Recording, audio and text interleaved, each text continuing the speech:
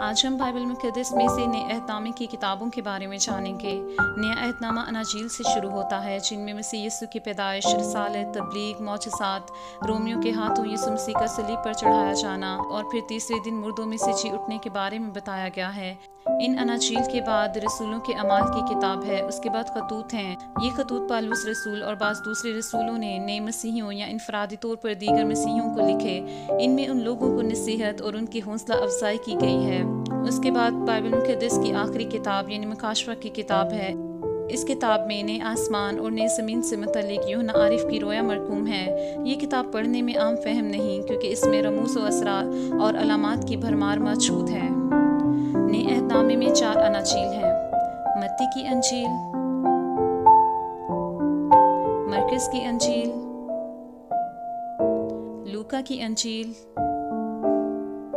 یوحنا کی انجیل۔ اس کے بعد رسولوں کے اعمال کی کتاب ہے، رسولوں کے اعمال۔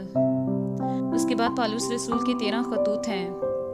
رومیوں کے نام پالوس رسول کا خط، کرنتھیوں کے نام پالوس رسول کا پہلا خط، کرنتھیوں کے نام پالوس رسول کا دوسرا خط، غلاطیوں کے نام پالوس رسول کا خط، افسیوں کے نام پالوس رسول کا خط، فلپیوں کے نام پالوس رسول کا خط، کلسیوں کے نام پالوس رسول کا خط، تھنسلنکیوں کے نام پالوس رسول کا پہلا خط، تھنسلنکیوں کے نام پالوس رسول کا دوسرا خط، تموتیس کے نام پالوس رسول کا پہلا خط، تموتیس کے نام پالوس رسول کا دوسرا خط، تیتس کے نام پالوس رسول کا خط، فیلمون کے نام پالوس رسول کا خط۔